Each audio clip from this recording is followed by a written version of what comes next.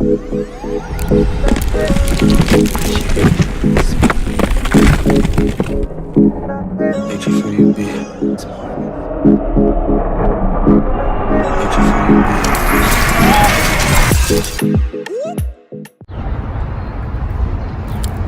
up?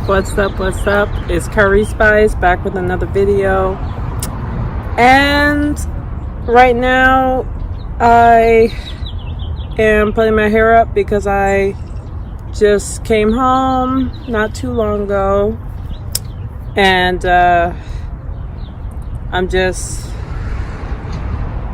chillaxing, relaxing. I had a really long, hard day at work, and I'm winding down.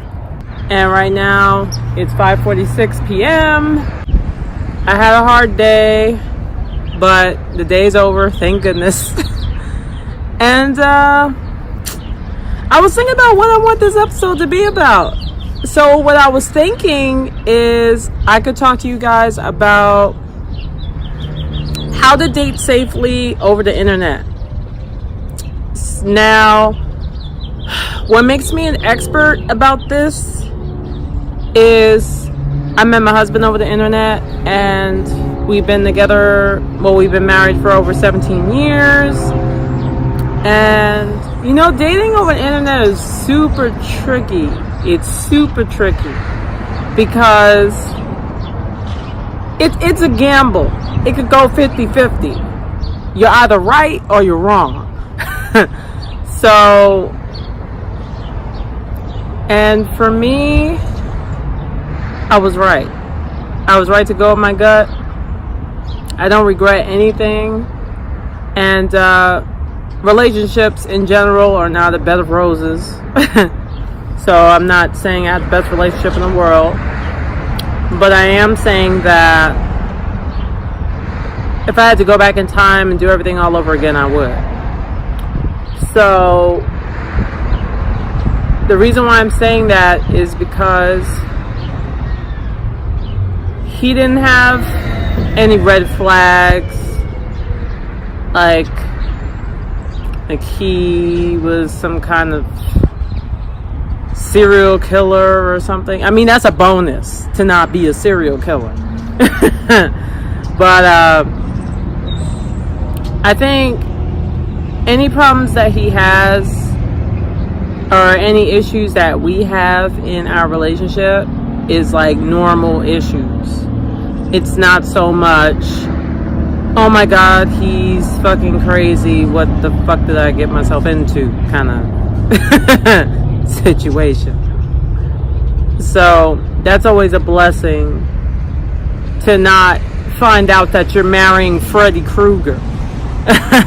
You know, or to find out you're marrying Jason or any other horror monster that you could imagine will be the worst case scenario to be in a relationship with. So for that, I'm very grateful. So the way it happened with my husband and I've talked about this in other videos.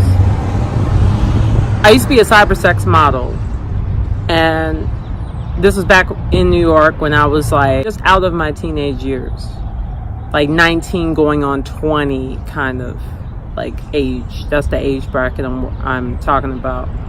And I was a cybersex model. For some of you who don't exactly know what that entails, a cybersex model is someone who models in a free chat room, but it's more of like in a pornographic kind of setting. So you're in a free chat room as a female or as a male, but you're looking very model-esque, but like I said, it's more in the pornographic kind of domain. So you're sitting in free chat and you're waiting for potential customers to initiate a paid chat. And in a paid chat is just you and the paid customer or paid customers, whoever they may be in that given moment. And once a customer decides that he or she wants to pay to see you in a private chat, then that's when they could make special requests to see you in certain positions and certain, well, you get the idea. So that's actually how I met my husband. And he stood out to me because he was very respectful of me, and he wasn't like the other guys where he was like, let me see your this, let me see your that, like bend over. Like, he wasn't like that. It was like I met him in a church.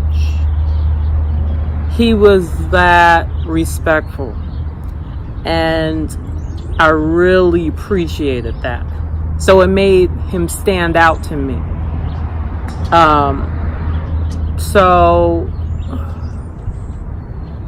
when he did decide to take me into a private chat, it wasn't to do what you think he would sign up for the chat to do.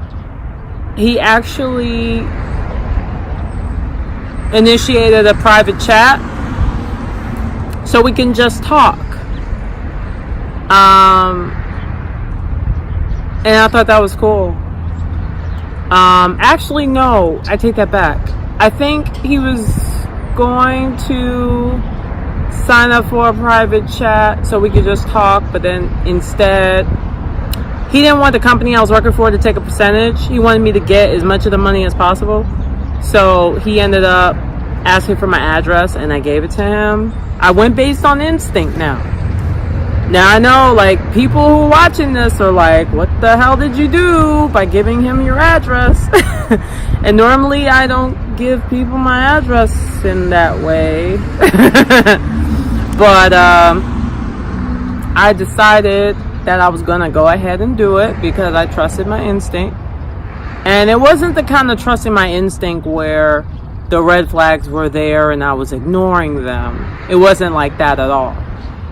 He had like a very sincere, big-hearted kind of spirit about him, and I really admired that. And I really admired that about him, and he still has that. After all these years, he still has that big-hearted spirit. But yeah, so yeah, I don't have any regrets about what I did. I actually, I even gave him my social security number before I even met him. Oh, let me backtrack. I was living in New York when this happened. I was living in New York when all this happened. My husband, well, he wasn't my husband at that time, but my person of interest, who later became my husband, he was residing in California. So he's been in California all his life. So once, we actually didn't really know each other for that long, because I met him in August. It was the August right before 9/11 happened. And by October, we were engaged. That was his birthday month. By that December, I ended up flying out to California from New York with a one-way ticket. This is right after 9/11. That's when my husband and I decided that we were gonna become an item officially.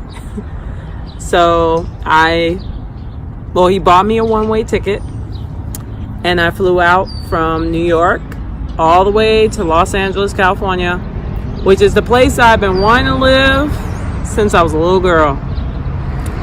And that's how I flew out. That's how I became a California resident. And so I've dabbled a little bit with online dating, but I never really had good experiences with it when I'm doing it intentionally. Whereas if I'm accidentally online dating, like in the case of meeting my husband kind of sort of on the job site, so to speak. I mean, I didn't intend on that to happen. You know, it's just something that just came up. So, and I'm using the term on the job site loosely because technically he was in California when I met him and I was in New York. You know, it was a remote kind of relationship. But yeah, so if you can say that, long distance. But anyway, I think one thing that really helps if you're gonna go online dating is go with your gut. Don't ignore red flags. Always meet in an outdoor place, like just a place where people are around, like a Starbucks, or you know, like something. I don't know if you want to go to Starbucks on the first date, but you kind of get the idea as far as like an outdoor place where many people are, so in case some shit goes down, you know, then you can kind of sort of be safe in a sense.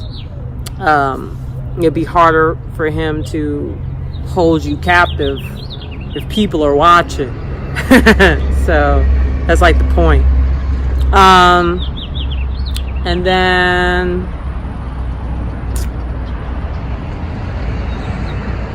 what I did was, you know, that's the funny part, because I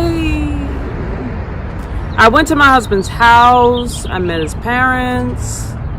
We didn't keep it strictly outdoor when we met, because remember, I flew out to California. It's a one-way ticket from New York heading here. So it was like,